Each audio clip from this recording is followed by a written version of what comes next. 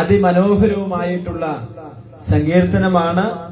എന്നാൽ ഇത് വായിക്കുമ്പോൾ നമുക്കൊരു ചെറിയ അസ്വസ്ഥതയൊക്കെ തോന്നാനുള്ള സാധ്യതയും ഇതിനകത്ത് ഇല്ലാതില്ല. എന്നാൽ ഇവിടെ ഒരു ഭക്തൻ എങ്ങനെ ആയിരിക്കണം എന്നുള്ളതാണ് സങ്കീർത്തനക്കാരൻ ഇതിലൂടെ ഉദ്ദേശിക്കുകയും അപ്പോൾ തന്നെ താൻ എങ്ങനെ ആയിരിക്കണമെന്ന് താൻ ഇതിനകത്ത് പ്രതിപാദിക്കുന്നുമുണ്ട്. സ്തോത്രം. ദൈവസന്നിധിയിൽ അല്ലെങ്കിൽ അവിടുത്തെ കൂടാരത്തിൽ വസിക്കുവാൻ എന്താണ് ഒരാൾക്കുണ്ടായിരിക്കേണ്ട യോഗ്യത എന്നുള്ളതിനെ കുറിച്ചാണ് ഈ സങ്കീർത്തനത്തിൽ നമുക്ക് കാണുവാൻ വേണ്ടി കഴിയുന്നത്. ഞാൻ എന്താ പറഞ്ഞത്? ദൈവസന്നിധിയിൽ അല്ലെങ്കിൽ ദൈവത്തിന്റെ കൂടാരത്തിൽ വസിക്കാൻ ആഗ്രഹിക്കുന്ന ഒരു വ്യക്തിത്വത്തിന് അവർക്കുണ്ടാകേണ്ട ക്വാളിറ്റി എന്താണ്, അവർക്കുണ്ടാകേണ്ട ലക്ഷണങ്ങൾ എന്താണെന്നുള്ളതാണ് ഈ സങ്കീർത്തനക്കാരൻ ഈ സങ്കീർത്തനത്തിലൂടെ പ്രതിപാദിക്കുന്നത്. സ്തോത്രം. അത് നമുക്ക് എങ്ങനെയാണ് അനുഗ്രഹമായി തീരുന്നത്? ദൈവവചനം നമ്മൾ ചിന്തിക്കുമ്പോൾ നമ്മൾ അതിനു മുൻപാകെ ഏതെങ്കിലുമൊക്കെ വിഷയത്തിൽ പരാജയപ്പെട്ടവരാണെങ്കിൽ ഞാൻ ശരിയാകത്തില്ല എന്നുള്ളതല്ല നമ്മൾ തീരുമാനിക്കേണ്ടത്. ഞാൻ മാറത്തില്ല എന്നുള്ളതല്ല തീരുമാനിക്കേണ്ടത്. ദൈവമേ, എനിക്ക് ആഗ്രഹമുണ്ട്, അങ്ങ് എന്നെ മാറ്റാൻ തയ്യാറാകണം. ഞാൻ അതിന് എന്നെ തന്നെ എന്ത് ചെയ്യുന്നു? സമർപ്പിക്കുന്നു എന്നുള്ളതാണ്. പണ്ടൊരു ചെറുക്കൻ വീട്ടിൽ വന്നപ്പോ പറയുകയാണ്, സാറിനോട് പറയുകയാണ്, സാറെ എന്നെ തല്ലണ്ട, ഞാൻ എന്ത് ചെയ്യത്തില്ല, ശരിയാകത്തില്ല. ആ മനോഭാവമല്ല ദൈവമക്കൾക്കുണ്ടായിരിക്കേണ്ടത്. കർത്താവേ, ഈ തിരുവചനം ഇന്ന് പകലിൽ എന്നോട് സംസാരിക്കണം. ഈ തിരുവചനം എനിക്ക് ഒരു അനുഗ്രഹമായി തീരണം എന്നുള്ള ഒരു ചിന്തയോടുകൂടെ നമുക്ക് ഈ തിരുവചനത്തെ സമീപിക്കാം.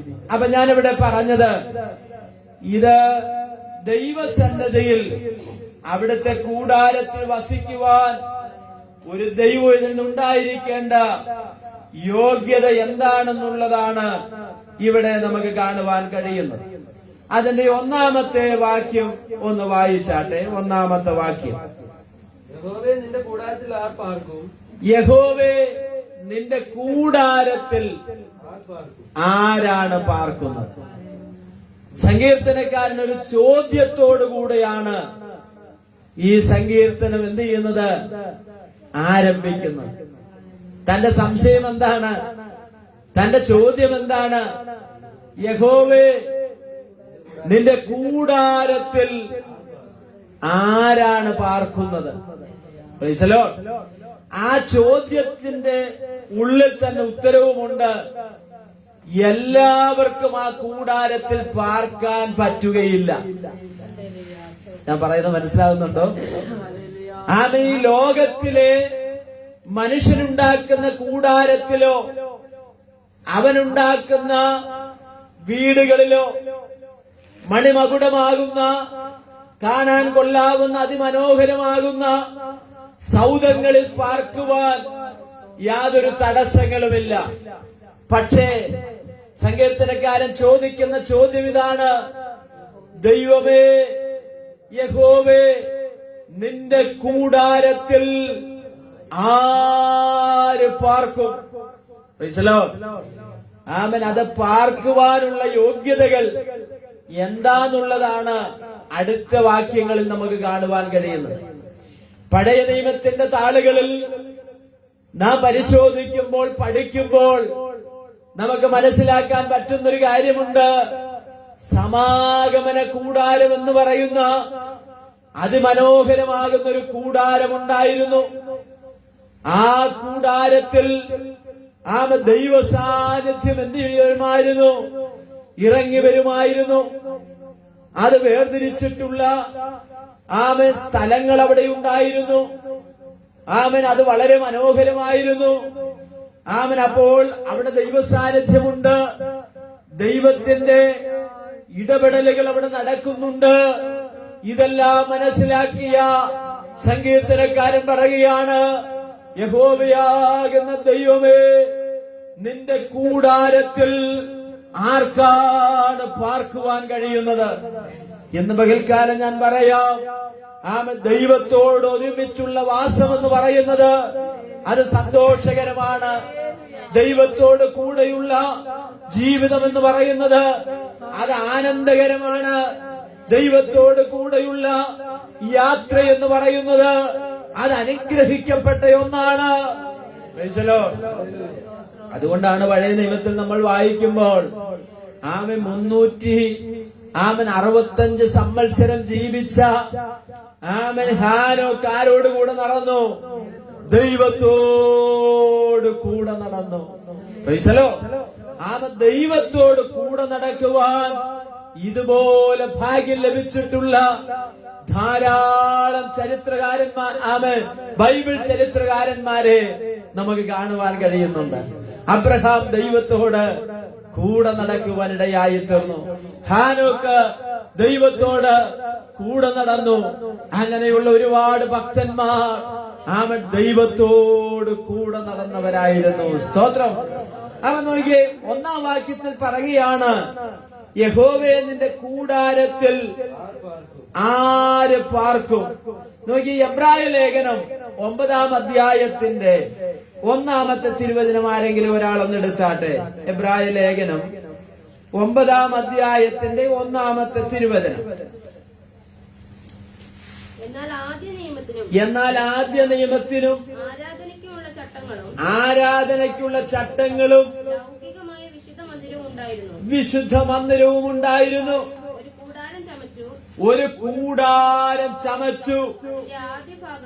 അതിന്റെ ആദ്യ ഭാഗത്ത് നിലവിളക്ക്, മേശയും.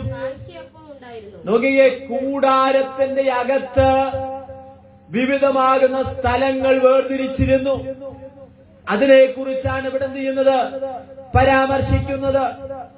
ആ കൂടാരം ചമച്ചതിൽ അതിന്റെ ആദ്യ ഭാഗത്ത് എന്തൊക്കെയാണുള്ളത്? നിലവിളക്കുണ്ട്, മേശയുണ്ട്, കാഴ്ചയപ്പമുണ്ടായിരുന്നു. അടുത്തത്, ഈ ഇരിക്കുന്ന സ്ഥലത്തിന്റെ പേരെന്താണ്? വിശുദ്ധമായ സ്ഥലമാണ്. ഈ വിശുദ്ധ സ്ഥലത്താണ് നിലവിളക്ക്, കാഴ്ചയപ്പം, മേശയിരിക്കുന്നത്. ഇനി 2-ാം ഭാഗം എന്ന് പറയുന്നത്, 2-ാം തിരശ്ശീലയ്ക്ക് പിന്നിലോ അതിവിശുദ്ധമെന്ന കൂടാരമുണ്ടായിരുന്നു. അതിൽ പൊന്നുകൊണ്ടുള്ള ധൂപകലശം, നിയമപ്പെട്ടകവും,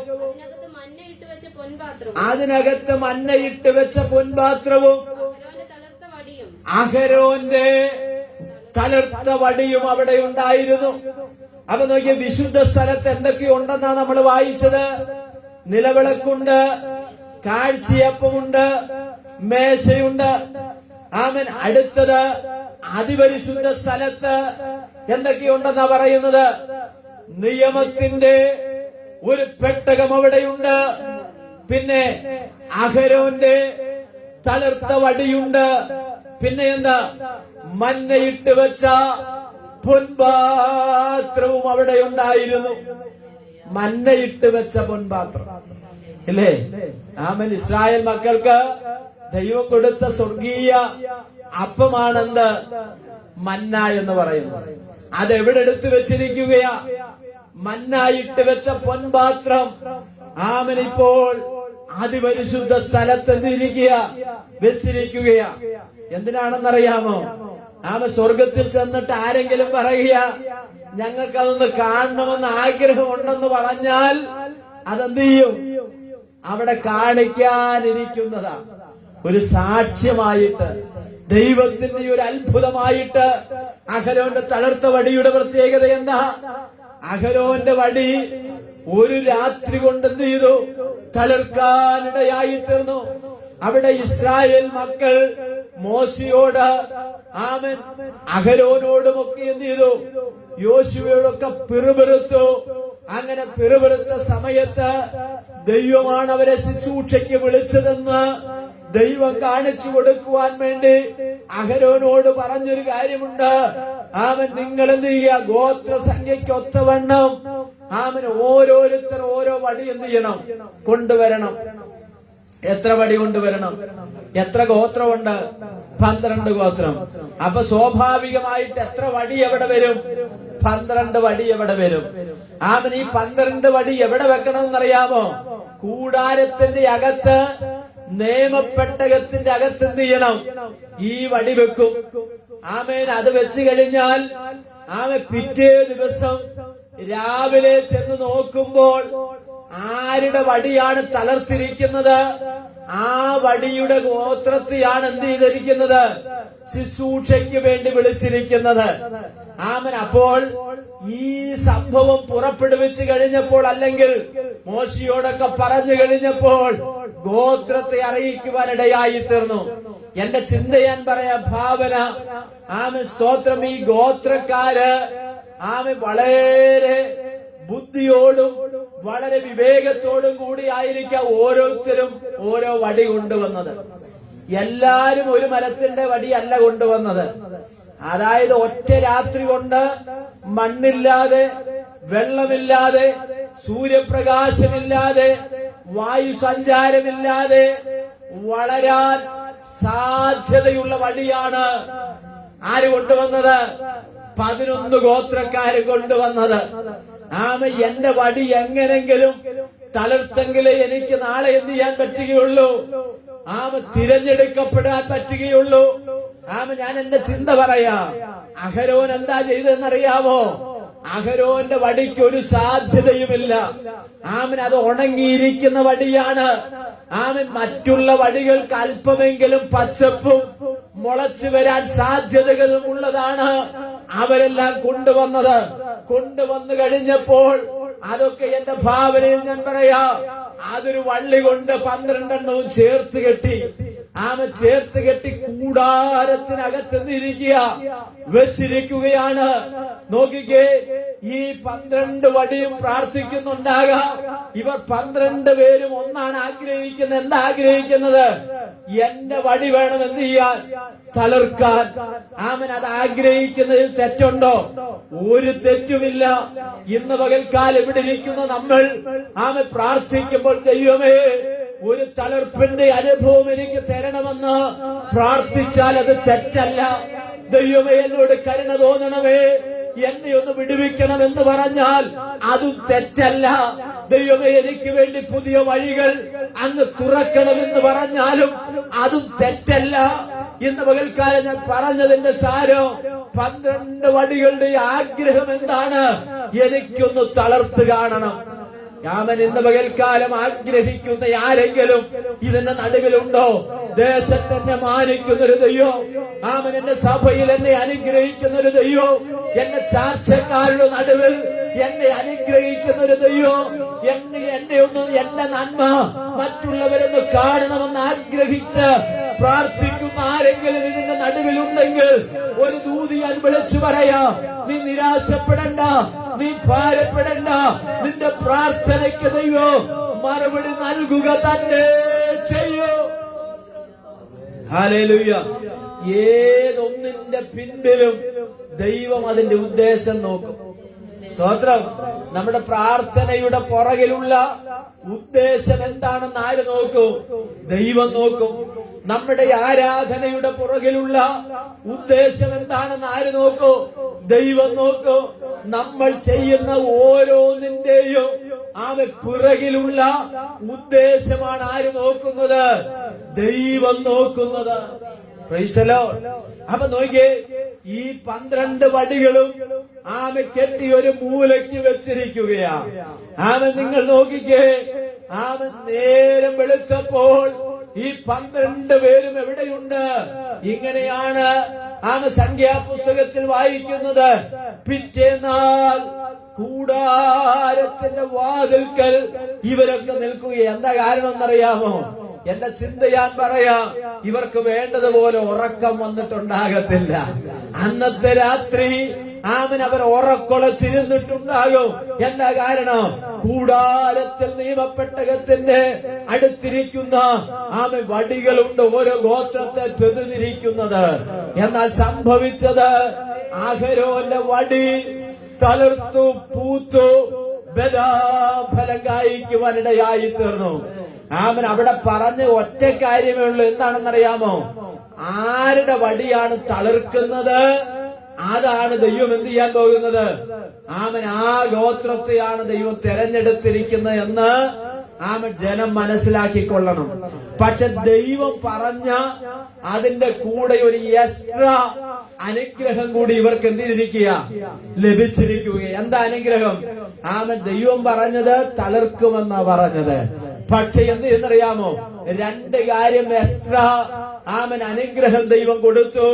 അത് പൂത്തു, ബദാഫലം കായ്ച്ചു. നോക്കിക്കേ, ഒരു മരത്തിന്റെ കൊമ്പ് അല്ലെങ്കിൽ മണ്ണിൽ കുഴിച്ചിടുന്ന ഒരു വൃക്ഷത്തിന്റെ കൊമ്പിൽ ഇല വരണമെങ്കിൽ, അതിനൊരു മുളയുണ്ടാകണമെങ്കിൽ, അത് പൂക്കണമെങ്കിൽ, അത് ഫലം കായ്ക്കണമെങ്കിൽ മാസങ്ങൾ എടുക്കുമെന്ന് കൃഷിയുമായി ബന്ധമുള്ള നമുക്ക് ഓരോരുത്തർക്കും അറിയാം.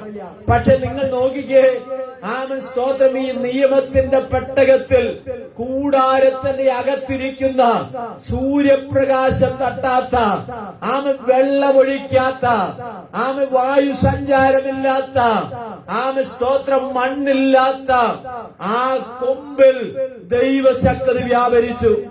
ഇന്ന് പകൽക്കാലം എത്ര പേർക്ക് മനസ്സിലാകുന്നുണ്ട്? സാധ്യതയില്ലായിരിക്കാം, പക്ഷെ ദൈവത്തിന്റെ സന്നിധിയിലാണ് നീ ഇരിക്കുന്നതെങ്കിൽ അതിനെ തളിർപ്പിക്കുവാൻ കഴിയുന്ന ഒരു ദൈവമുണ്ട്.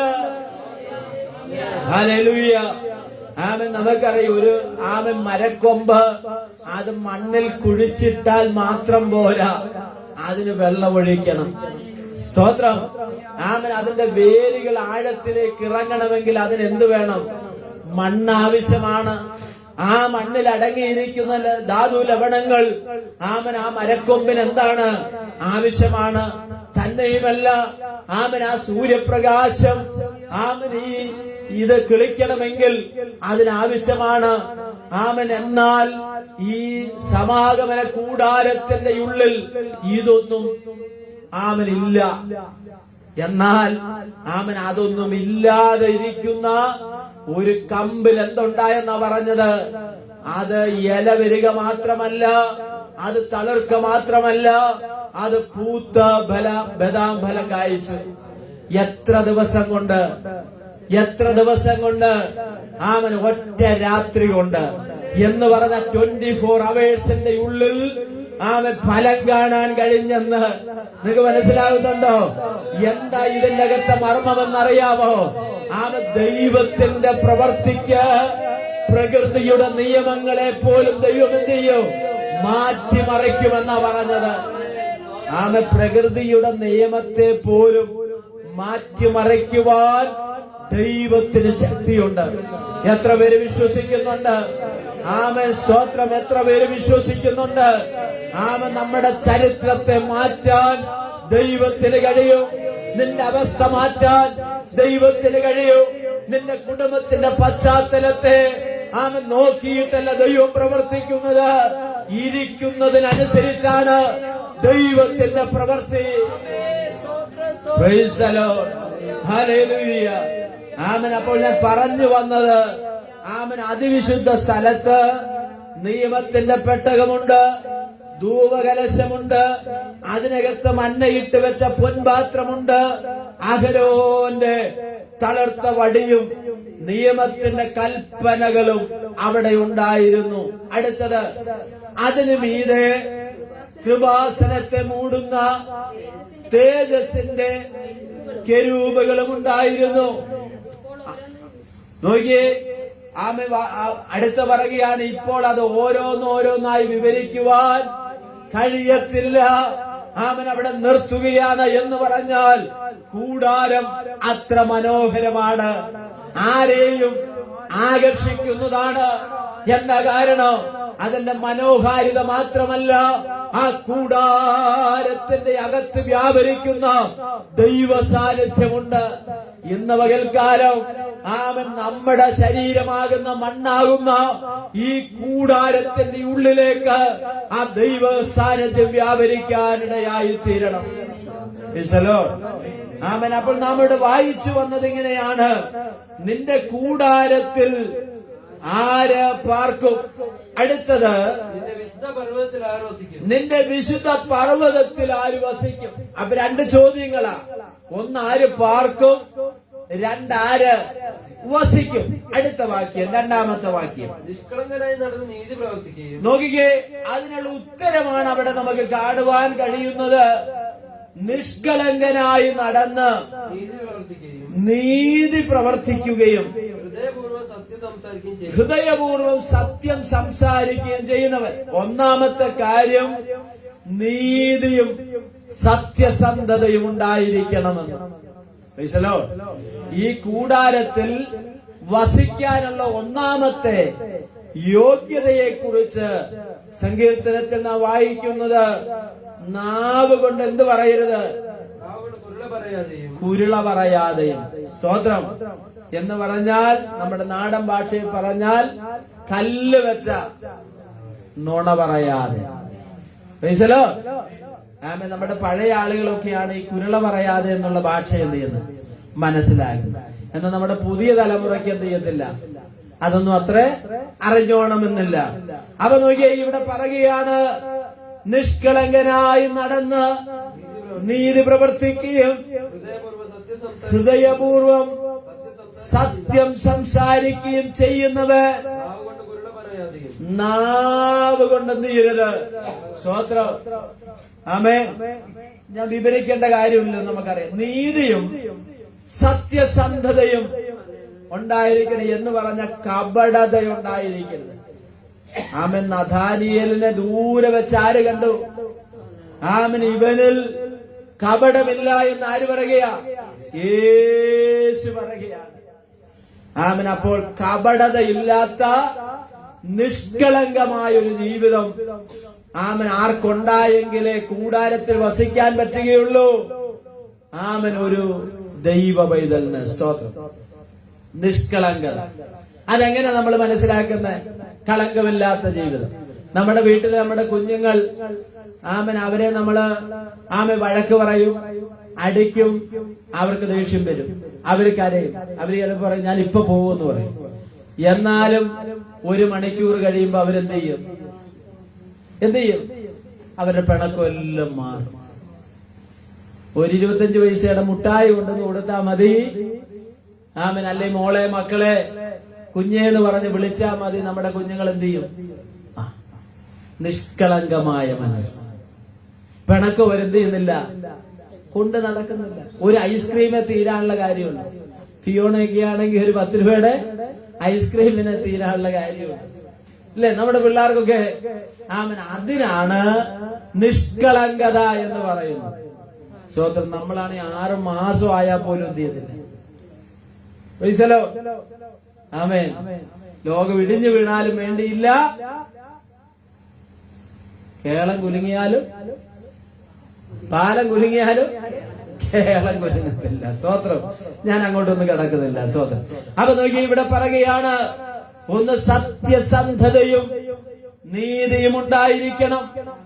രണ്ടാമത്തെ കാര്യമാണ് നമ്മൾ വായിച്ചത്, നാവ് കൊണ്ട്. അടുത്ത വാക്യം എന്താ?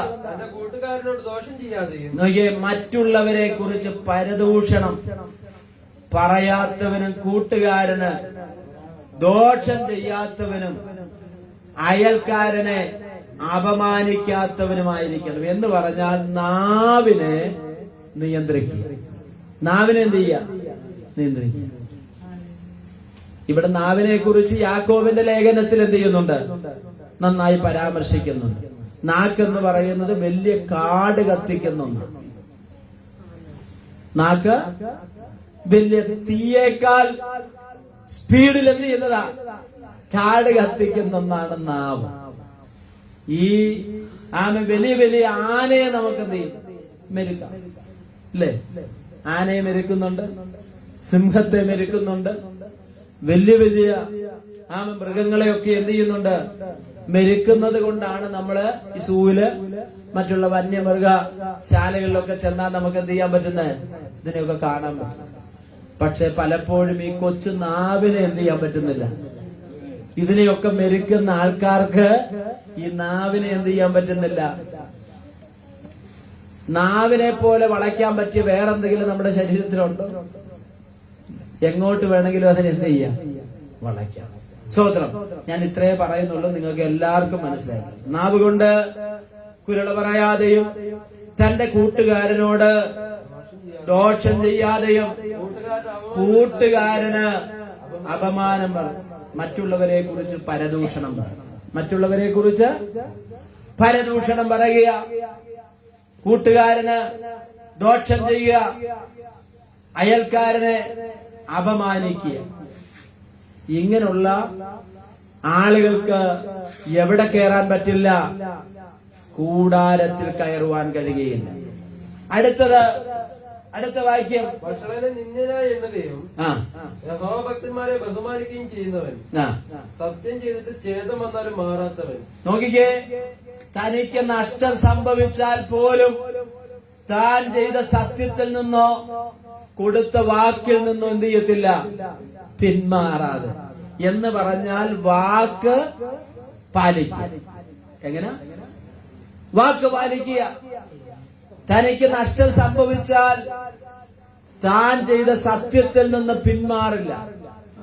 ഞാൻ ഒരാളോടൊരു വാക്ക് പറഞ്ഞതിന്റെ വെളിച്ചത്തിൽ എനിക്ക് 100 രൂപ നഷ്ടം വന്നാലും ഞാൻ അതിൽ നിന്ന് എന്ത് ചെയ്യത്തില്ല? ഈ 100 രൂപയെ ഓർത്ത്. അതുകൊണ്ടാണ് സത്യം ചെയ്തിട്ട് ഛേദം വന്നാലും മാറില്ല എന്ന് പറയുന്നത്, അല്ലേ? അതിന് നമ്മൾ പറയുന്നത് എന്താണ്? ഒരു നിലപാട്. അനീതിയുടെ ലാഭം ചെയ്യുക. അവൻ അടുത്ത വാക്യം വായിച്ചാട്ടെ. തന്റെ ദ്രവ്യം പലിശയ്ക്ക് കൊടുക്കാതെ. തന്റെ ദ്രവ്യം പലിശയ്ക്ക് കൊടുക്കാതെ. അതിന് മുന്നിലുള്ള വാക്യം കൂടി ഒന്ന് വെച്ചു. വഷളനെ നിന്ദനായി എണ്ണുകയും യഹോവ ഭക്തന്മാരെ ബഹുമാനിക്കുകയും ചെയ്യുന്നവൻ. അവ യഹോവ ഭക്തന്മാരെ എന്ത് ചെയ്യുക? ബഹുമാനിക്കുക. പണ്ടൊക്കെ ഇത് ധാരാളം ഉണ്ടായിരുന്നില്ലേ? ഇന്ന് അതൊക്കെ മാറിപ്പോയിക്കൊണ്ടിരിക്കുന്ന കാലം. പണ്ട് നരച്ച മുടിയുള്ള ആളുകളെ കണ്ടാൽ ഇരിക്കുന്ന ഇടത്ത് നിന്ന് എന്ത് ചെയ്യും? ചെറുപ്പക്കാര് എഴുന്നേൽക്കും, ഇല്ലേ? പഠിപ്പിച്ച ഗുരുക്കന്മാരെ കണ്ടാൽ, അധ്യാപകരെ കണ്ടാൽ ബഹുമാനിക്കും. മുണ്ടഴിച്ചെന്ത് ചെയ്യും? ഇട്ട് വളരെ ഭവ്യതയോടുകൂടി എന്ത് ചെയ്യും? നിൽക്കുന്ന ഒരു കാലമുണ്ടാകും. ഇന്ന് കണ്ടാൽ അങ്ങോട്ട് തിരിഞ്ഞിരുന്നിട്ട് കാലെ വെച്ച് എന്ത് ചെയ്യും? ഞാൻ കണ്ടില്ല എന്ന് നടിക്കുന്ന സ്ത്രീകളും അതുപോലെ പുരുഷന്മാരും അല്ലെങ്കിൽ നമ്മുടെ കുഞ്ഞുങ്ങൾ ഒക്കെ ഉള്ളവരും. അപ്പൊ അത് നമ്മൾ വീട്ടിലാണ് അവർക്ക് അതെന്ത് ചെയ്യേണ്ടത്? പറഞ്ഞു കൊടുക്കേണ്ടത്. ബഹുമാനിക്കണം, അനുസരിക്കണം, പ്രായമുള്ളവരെ എന്ത് ചെയ്യണം?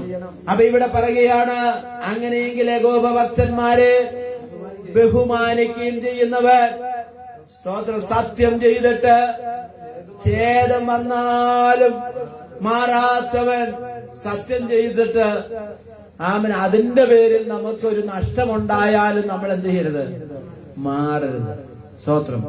അടുത്ത വായിച്ചാട്ടെ. തന്റെ ദ്രവ്യം പലിശയ്ക്ക് കൊടുക്കാതെയും. അത് ദ്രവ്യം എന്ത് ചെയ്യരുത്? കൂടുതലുണ്ടെങ്കിൽ അത് പലിശയ്ക്ക് കൊടുക്കാമെന്ന് ചിന്തിക്കരുത്. പലിശയ്ക്ക് കൊടുത്തവരൊക്കെ വെള്ളത്തിലായിട്ടുണ്ട്. ഞാൻ ഈ കഴിഞ്ഞിടയ്ക്ക് ഒരാളുമായിട്ട് സംസാരിച്ചപ്പോ അദ്ദേഹം ഇച്ചിരി ബുദ്ധിമാനാണ്. പുള്ളി എന്ത് ചെയ്തു? അപ്പുറത്തെ ബാങ്കിൽ പോയിട്ട് 4 രൂപ പലിശയ്ക്ക് എന്ത് ചെയ്തു? ലോണെടുത്തു.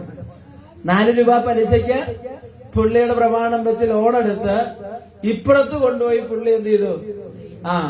7 രൂപയ്ക്ക് പലിശയ്ക്ക് കൊടുത്തു. അപ്പൊ എന്താ ലാഭം? കൈ നനയാതെ എന്ത് ചെയ്തു? ബാങ്കിൽ നിന്ന് എന്ത് ചെയ്തു? ഇവിടെ എടുത്തു, ഇപ്പുറത്ത് കൊടുത്തു.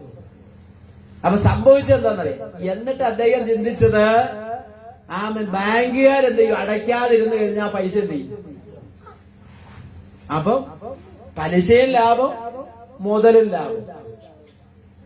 അങ്ങനെ കരുതി വർഷങ്ങൾ അടയ്ക്കായിരുന്നു. പക്ഷെ ഒരു ദിവസം ഒരു നോട്ടീസ് വന്നു. നോട്ടീസ് വന്നപ്പോ ഈ കിട്ടിയ പലിശയും പോരാ, മുതലും പോരാ, അതിന്റെ അപ്പുറത്ത് എന്ത് ചെയ്യേണ്ടി വന്നു? അതൊരു വിശ്വാസിയുടെ കാര്യമാണ് ഞാൻ പറഞ്ഞത്. അല്ലെങ്കിൽ എനിക്ക് ഇവിടെ പറയേണ്ട കാര്യമില്ല. ലോക മനുഷ്യരല്ല. ഞാൻ പേര് പറഞ്ഞാൽ നിങ്ങൾ അറിയോ, അതുകൊണ്ട് ഞാൻ എന്ത് ചെയ്യുന്നു പറയുന്നില്ല. സ്വതന്ത്രം. അപ്പൊ ഞാൻ പറഞ്ഞതിന്റെ കാരണം ആമ തന്റെ ദ്രവ്യം പലിശയ്ക്ക് കൊടുത്തവരൊക്കെ എന്ത് ചെയ്തിട്ടുണ്ട്? സ്വതന്ത്രം വെട്ടിലായിട്ടുണ്ട്. അതുകൊണ്ടാ ദൈവമക്കൾക്ക് അത് നന്നായിട്ട് അറിയാം. അതുകൊണ്ടാണ് ഇനി ഉണ്ടെങ്കിലും എന്ത് ചെയ്യത്തില്ല, പലിശയ്ക്ക് കൊടുക്കത്തില്ല. നീ ഒരു കാര്യം ചെയ്തോ, എനിക്ക് പലിശയൊന്നും തരണ്ട, കറക്റ്റ് സമയത്ത് എന്ത് ചെയ്യണം, 10,000 രൂപ ഞാൻ തരാം, പക്ഷെ അടുത്ത മാസം 10-ാം തീയതി എന്ത് ചെയ്യണം. അത്രയേ ഉള്ളൂ ഗ്യാരണ്ടി. സ്വതന്ത്രം. അടുത്ത വാക്യം. കുറ്റമില്ലാത്തവന് വിരോധമായി കൈക്കൂലി വാങ്ങാതെ. നോക്കിയ കുറ്റമില്ലാത്തവന് വിരോധമായി. ഇന്ന് നമ്മുടെ ആമൻ എല്ലാ ഇടത്തും ഈ പരിപാടി എന്ത് ചെയ്യുന്നുണ്ട്, നടക്കുന്നു. കൈക്കൂലി വാങ്ങിയിട്ട് എന്ത് ചെയ്യാണ് കാര്യം സാധിക്കുന്നത്. പക്ഷെ ഇവിടെ എഴുതി വെച്ചേക്കുന്നത് എന്താ? ഇവിടെ കൊടുക്കുന്നതും വാങ്ങുന്നതും ഒക്കെ എന്താണ്? മേശയുടെ മുകളിൽ കൂടെ കൊടുക്കരുത്. സ്തോത്രം. അപ്പൊ നോക്കി ഇവിടെ പറയുകയാണ്, കുറ്റമില്ലാത്തവന് വിരോധമായി കൈക്കൂലി വാങ്ങാതെയും ഇങ്ങനെ ചെയ്യുന്നവർ. അപ്പൊ ഒരുപാട് കൂട്ടം കാര്യങ്ങൾ ഇവിടെ പറഞ്ഞിട്ട് സങ്കീർത്തനക്കാരൻ പറയുകയാണ്, ഇതെല്ലാം ചെയ്യുന്നവൻ ഒരു നാളും കുലുങ്ങിപ്പോകുകയില്ല. കുലുക്കുന്ന കാറ്റും കുലുക്കുന്ന രോഗവും കുലുക്കുന്ന പ്രതിസന്ധികളും ഒക്കെ ജീവിതത്തിന് നേരെ എന്ത് ചെയ്യും? ഒന്നിനു പുറകെ ഒന്നായിട്ട് ആഞ്ഞടിക്കും. പക്ഷെ അതിന്റെ നടുവിൽ നീ ദൈവത്തിന് വേണ്ടി നിൽക്കുന്ന, അവന്റെ കൂടാരത്തിൽ വസിക്കാൻ വേണ്ടി നിൽക്കുന്ന ഒരുവനെങ്കിൽ അവൻ ഇതിന് നിന്നെ ഭയപ്പെടുത്താൻ, നിന്നെ കുലുക്കിക്കളയുവാൻ കഴിയുകയില്ല. സ്തോത്രം. പ്രശ്നങ്ങളും പ്രതിസന്ധികളും ഒക്കെ നമ്മുടെ ജീവിതത്തിൽ എന്ത് ചെയ്യും? കടന്നു വരും. കടന്നു വന്നാലും അവിടെയൊന്നും ദൈവം നമ്മളെ തകർത്ത് കളയുകയില്ല. ദൈവം നമ്മളെ തകർത്ത് കളയുകയില്ല. അടുത്ത 16-ന്റെ 1-ാമത്തെ വാക്യം ഇങ്ങനെ പറയുന്ന, ദൈവമേ ഞാൻ നിന്നെ ശരണമാക്കിയിരിക്കാൻ എന്ന് പറഞ്ഞാൽ ദൈവത്തിന് അപൂർണ ഉത്തരവാദിത്വം. ഞാൻ ആരെയാ ശരണമാക്കിയിരിക്കുന്നത്? എന്റെ ദൈവത്തെയാണ്. അതുകൊണ്ട് പറയുകയാണ്, എന്നെ അങ്ങ് എന്ത് ചെയ്യണമേ, കാത്തുകൊള്ളണമേ.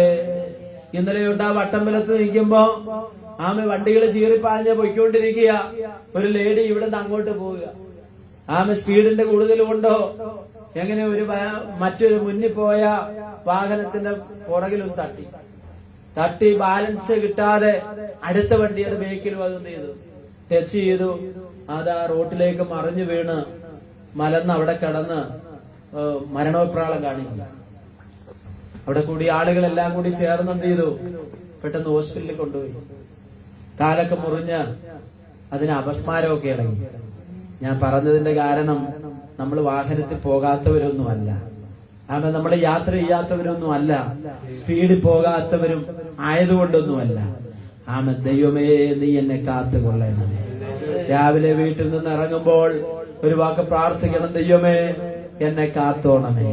വീട്ടിൽ ഇരിക്കുന്നവർ പറയണം, പോയ അച്ഛനെ സൗഖ്യത്തോടെ തിരിച്ചു കൊണ്ടുവരണമേ എന്ന് എന്ത് ചെയ്യണം. അല്ലാതെ അല്ലേ, അങ്ങനൊന്നും പറയരുത്. ഇങ്ങനൊക്കെ പറഞ്ഞാൽ ചില വാക്കുകളൊക്കെ എന്ത് ചെയ്യും. അതുകൊണ്ട് പ്രാർത്ഥിക്കണം. നമുക്ക് ഇഷ്ടമില്ലെങ്കിലും പറയണം, സൗഖ്യത്തോടെ ദൈവമേ എന്ത് ചെയ്യണം, കാത്തോണമേ, സൂക്ഷിച്ചോണമേ. സങ്കീർത്തനക്കാരൻ പറയുകയാണ്, എന്നെ എന്ത് ചെയ്യണമേ, കാത്തുകൊള്ളണമേ. ഞാൻ യഹോവയോട് പറഞ്ഞത്, നീ എന്റെ കർത്താവാകുന്നു. സ്തോത്രം. ഇതുപോലെ തന്റെ ഇടത്തോടുകൂടെ പറയുവാൻ കഴിയണം. സങ്കീർത്തനക്കാരൻ പറയുകയാണ്, ഞാൻ നിന്നെ ശരണമാക്കിയിരിക്കുകയാണ് കർത്താവേ, അങ്ങനെ കാത്തുകൊള്ളണമേ. എന്നിട്ട് അടുത്ത് പറയുക, എന്താ പറയുന്നേ? ഞാൻ യഹോവയോട് പറഞ്ഞത്, നീ എന്റെ കർത്താവാകുന്നു. ഒരു ലജ്ജയും കൂടാതെ യേശു എന്റെ കർത്താവാകുന്നു എന്ന് പറയുന്നതിൽ നാണിക്കേണ്ട ആവശ്യം വല്ലതും ഉണ്ടോ? ഞങ്ങൾ അങ്ങനെ ട്രാക്ട് കൊടുത്തിട്ട് ബുക്കിലെറ്റ ഞാനിവിടെ ഒരു ബോക്സ് കൊണ്ടുവന്നിട്ട്, ഞങ്ങൾ രണ്ടുപേര് മാത്രമേ ഉള്ളൂ. ഞങ്ങൾ നെല്ലിപ്പുഴ മുതല് ഇങ്ങ് കോടതിപ്പടി വരെ എന്ത് ചെയ്തു, കൊടുത്തു. അപ്പൊ ഒരു 100-800 എണ്ണം എന്ത് ചെയ്തിട്ടുണ്ട്, കുറഞ്ഞത് കൊടുത്തിട്ടുണ്ട് 1000-ന്റെ ഉള്ളിൽ. അപ്പോൾ അതിനകത്ത് ഒറ്റ ഒരാള് മാത്രമേ വല്ലായിട്ട് ചൂടായി ദേഷ്യപ്പെട്ടു. ഞാൻ പറഞ്ഞു, സാറേ ഒരു ലഘുലേഖ വെച്ചോട്ട്. അപ്പൊ എന്നോട് എടുക്കാൻ പറഞ്ഞു. ഞാൻ പറഞ്ഞു, സാറേ വേണ്ടെങ്കിൽ വേണ്ട, താല്പര്യം ഉണ്ടെങ്കിൽ വായിക്കാം. ഇവിടെ നിങ്ങളുടെ സുവിശേഷവും വേണ്ട, ആയിക്കോട്ടെ എന്ന് പറഞ്ഞു. ഞാൻ തിരിച്ചു വായിക്കുന്നു. ഞങ്ങള് കോടതിപ്പടിയിലെത്തി. അവിടെയുള്ള അഡ്വക്കേറ്റുമാരൊക്കെ താമസിക്കണം. അവിടെ എല്ലാം ഞാൻ കയറി കൊടുത്തു. അപ്പം ഒരു അഡ്വക്കേറ്റ് അവിടെ ഫോൺ ചെയ്തോണ്ട് എന്റെ ഇന്ന് സാധനം വാങ്ങി പുള്ളി ആ ഫോണിലായോണ്ടൊന്നും പറഞ്ഞില്ല. അങ്ങനെ അവിടെ എല്ലാം കൊടുത്ത് തിരിച്ചു വന്നപ്പോ എന്നെ ഇത് വിളിച്ചു പറഞ്ഞ് ഇരിക്കാൻ പറഞ്ഞു. ഞാൻ കരുതി കുറെ ചോദ്യങ്ങളൊക്കെ. അപ്പൊ പുള്ളിക്കാണ് ഭയങ്കര സന്തോഷം. പരിചയപ്പെട്ടു. പുള്ളി ഒരു ക്രിസ്ത്യാനിയാണ്. അപ്പൊ പുള്ളി പറഞ്ഞു, ഇതൊരു നല്ല കാര്യമാണ് പിന്നെ നിങ്ങൾ ചെയ്യുന്നത്, ഇതാരാ നിങ്ങൾക്ക് അടിച്ചു തരുന്നത് എന്നുള്ള കാര്യങ്ങളെല്ലാം ചോദിച്ചു. എനിക്കിഷ്ടം പോലെ പാസ്റ്റർമാരുമായിട്ട് അച്ഛന്മാരും ഒക്കെ ആയിട്ട് ബന്ധമുണ്ട്. ഞാൻ പള്ളിയിൽ അച്ഛനായി പഠിക്കാൻ പോയ ആളാണ്. പക്ഷെ അത് തികച്ചില്ല. ഞങ്ങളിപ്പോ കുടുംബമായിട്ട് എല്ലാരും വക്കീലുമാരായിരിക്കുക. എല്ലാരും വക്കീലുമാരായിരിക്കുക. മോൻ വക്കീല്, മോള് വക്കീല്, ഭാര്യ വക്കീല്, അവര് മൊത്തം വക്കീലന്മാര്. എന്നിട്ട് എനിക്ക് വിസിറ്റിംഗ് കാർഡൊക്കെ തന്നിട്ട് പറഞ്ഞു, എന്തെങ്കിലുമൊക്കെ ആവശ്യമുണ്ടെങ്കിൽ വിളിച്ചാൽ മതി എന്ന് പറഞ്ഞു.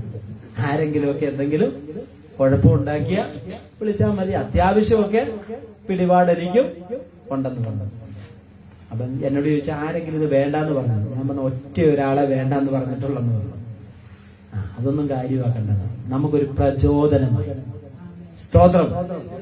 ആമൻ. ഞാൻ പറഞ്ഞതിന്റെ കാരണം ആമൻ ഇതെല്ലാരും ഒന്ന് സ്വീകരിക്കണമെന്നൊന്നുമില്ല. സ്തോത്രം. ഒരിടത്ത് ചെന്നപ്പോ അദ്ദേഹം എന്നോട് ചിരിച്ചുകൊണ്ട് പറഞ്ഞു, ചെറുപ്പക്കാരൻ പറഞ്ഞു, ഞാൻ നിരീശ്വരവാദിയാന്ന് പറഞ്ഞു. എനിക്ക് വായിക്കുന്ന ഇഷ്ടേ അല്ലെന്ന്. ഞാൻ പറഞ്ഞു, എന്താണെങ്കിലും എന്ത് ചെയ്യും, വായിക്കാൻ പറ്റാം. നിരീശ്വരവാദി ആയിക്കോട്ടെ, ഇത് വായിക്കാൻ കൊള്ളാവുന്ന ഒരു സാധനമാണ്. എന്നാ പിന്നെ ആയിക്കോട്ടെ സാറേ എന്ന് പറയും. നമ്മൾ ഈ സാറേ എന്നുള്ള വിളിയൊക്കെ കേൾക്കുമ്പോ ഒരു സന്തോഷം എന്ത് ചെയ്യും, അകത്തുണ്ടാകും. അവര് നോക്കി എന്നെ തന്നെയാണോ സാറേ എന്ന് നോക്കിയിട്ട് അവരെന്ത് ചെയ്യും, അങ്ങോട്ടും ഇങ്ങോട്ടും. ആർക്കെങ്കിലും ട്രാക്ട് കൊടുക്കാൻ താല്പര്യം ഉണ്ടെങ്കിൽ എന്ത് ചെയ്യണം, നിങ്ങൾ വിളിക്കണം. നമുക്ക് പോകാം. ജീവൻ പോകുന്നതിന് മുമ്പ് 10 പേരുടെ കയ്യിൽ ഞാനൊരു 7 പുസ്തകം നിങ്ങൾക്ക് തന്നു. ഇതുവരെ നിങ്ങൾ തിരിച്ചു തന്നിട്ടില്ല. അപ്പൊ നിങ്ങളുടെ ഉത്തരവാദിത്തം അത്രേ ഉള്ളൂ.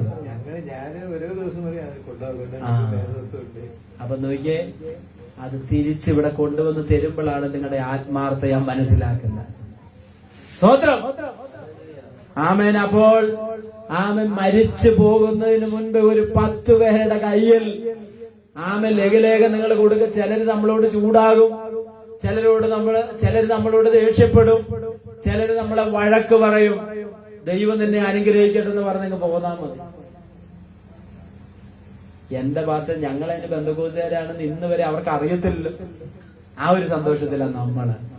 എന്താ, അവര് ബന്ധുക്കോസുകാരാണെന്ന് ഇതുവരെ, ഞങ്ങള് ബന്ധുക്കോസുകാരാണെന്ന് ഇതുവരെ അവർക്ക് അറിയത്തില്ലല്ലോ.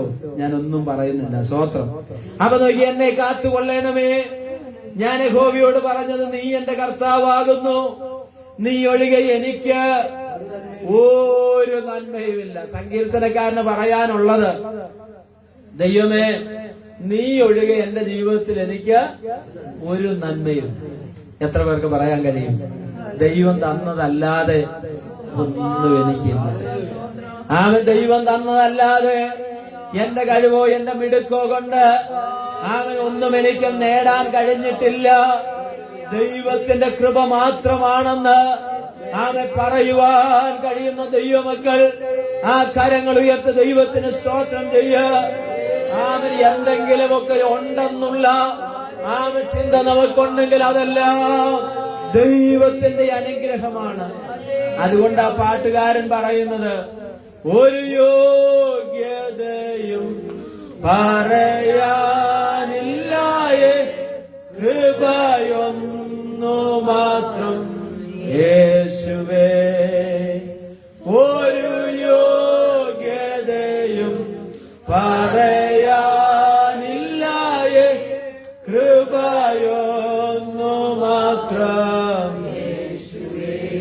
എന്നെ തിരഞ്ഞെടുപ്പ എന്നെ മാനിക്കുക എന്നിലെന്തു നീ കണ്ടേശുവേ എന്നെ എടുപ്പാൻ എന്നെ മാനിക്കുക എന്നിലെന്തു നീ കണ്ടേശുവേ ഒരു യോഗ്യതയും പറയാനില്ലായേ കൃപയൊന്നു മാത്രം യേശുവേ ഒരു യോഗ്യതയും പറയാനില്ലായേ കൃപയൊന്നു മാത്രം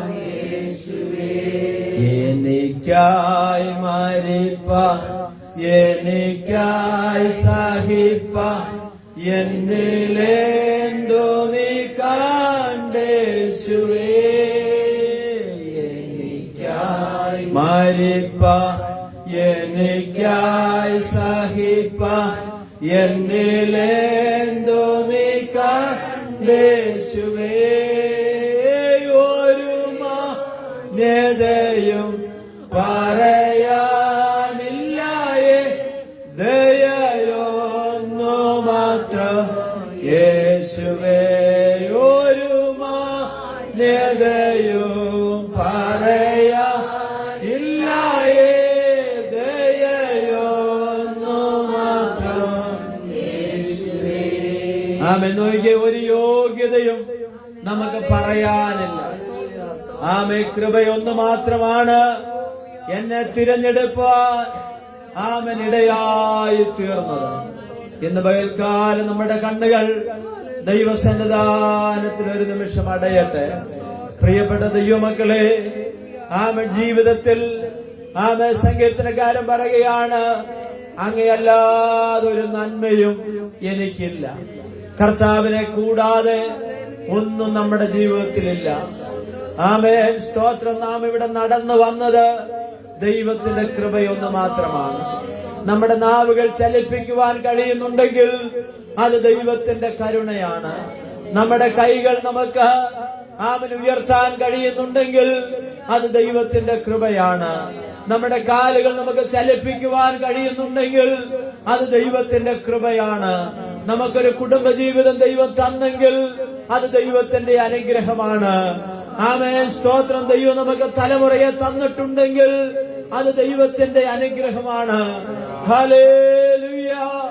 ആമേൻ. ഇന്ന് പകൽക്കാലം ഒത്തിരി ഒത്തിരി ഒത്തിരി നന്മകൾ ദൈവത്തിൽ നിന്ന് പ്രാപിച്ച ദൈവമക്കളാണ് ഇവിടെ ആയിരിക്കുന്നത്. പ്രിയമുള്ളവരെ, ഇന്ന് പകൽക്കാലം ഒന്ന് ചിന്തിക്കുവാൻ കഴിയുമോ? ആമേ, കുഴഞ്ഞ ചേറ്റിലായിരുന്ന പാപിയും ദോഷിയുമായിരുന്ന എന്നെ കരം പിടിച്ച് കയറ്റി ആമേ പാറമേൽ നിർത്തിയ അങ്ങയുടെ സ്നേഹത്തിനായി അവിടെ നന്ദി പറയുകയാണ്. ഹല്ലേലൂയ. പാറമേൽ പണിത വീടും മണന്മേൽ പണിത വീടും. ആമേ, സ്തോത്രം. കാറ്റടിച്ചു, പേമാരി ഉണ്ടായി, മണന്മേൽ പണിത വീട് നിലം പരിചാകുവാനിടയായി തീർന്നു. എന്നാൽ ആ കാറ്റിലും പേമാരിയിലും ആമെ ശക്തമായ പ്രതികൂലത്തിൽ ആമെ പാറമേൽ പണിത വീട് വീണുപോയില്ല. ഇന്ന് പകൽക്കാലം എന്നെ കേൾക്കുന്ന ദൈവമക്കളെ, ക്രിസ്തുവാകുന്ന പാറമേൽ അടിസ്ഥാനമിട്ടുകൊണ്ട് ക്രിസ്ത്യ ജീവിതം, ആത്മീയ ജീവിതം പണിയുന്ന നാം തകർന്നു പോകുകയില്ല. എന്താ കാരണം? ക്രിസ്തുവാകുന്ന പാറമേൽ ആമൻ ഞാൻ നിൽക്കുന്നു എന്നുള്ള ഉറപ്പാണ്. നീ എന്റെ കർത്താവാകുന്നു, നീ എന്റെ ദൈവമാകുന്നു. അങ്ങന്റെ ഉടയവനാണ്, അങ്ങന്റെ വീണ്ടെടുപ്പുകാരനാണ്, അങ്ങന്റെ സൗഖ്യദായകനാണ്, അങ്ങന്റെ എല്ലാമാണെന്ന്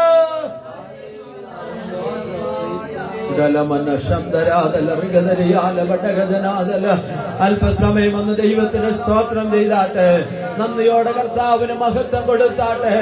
ഇന്ന് പകൽക്കാലം അനേകർ ആശുപത്രികളിൽ നിലവിളിക്കുമ്പോൾ, അനേകരുടെ വീടുകൾ ദുഃഖത്തിന്റെ വീടുകളായി മാറിയപ്പോൾ, അനേക വീട്ടിൽ നിന്ന് വിലാപത്തിന്റെ ശബ്ദമുയർന്നപ്പോൾ, നമ്മുടെ വീടുകളെ അവിടുന്ന് പരിപാലിച്ച ദൈവം എത്രയോ ശ്രേഷ്ഠനായ ദൈവമാണ്. നമ്മോട് കാണിച്ച കരുണയ്ക്കായി നമുക്ക് നന്ദി പറയാം.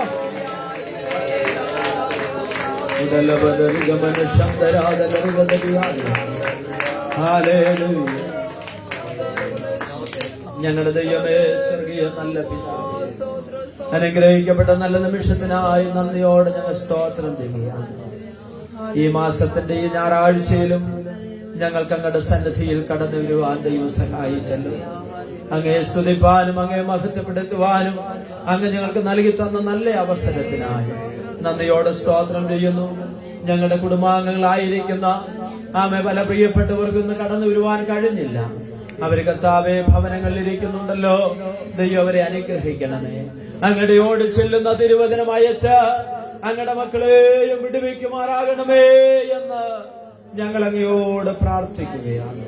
ഇന്ന് പകൽക്കാലം ദൈവജനം ഞങ്ങളോട് സംസാരിച്ച, ഞങ്ങളെ കേൾപ്പിച്ച തിരുവെഴുത്തുകൾക്കായി അങ്ങക്ക് ഞങ്ങൾ നന്ദി പറയുകയാണ്. അവിടുന്ന് കേൾക്കപ്പെട്ടവരാകുന്ന ഞങ്ങളെ എല്ലാവരെയും ദൈവം അനുഗ്രഹിക്കുമാറാകണമേ. കർത്താവ് ഞങ്ങളുടെ പ്രാർത്ഥന കേട്ടതിനായി സ്തോത്രം. യേശു ക്രിസ്തുവിന്റെ നാമത്തിൽ തന്നെ ഈ വചനങ്ങളാൽ ദൈവം നമ്മെ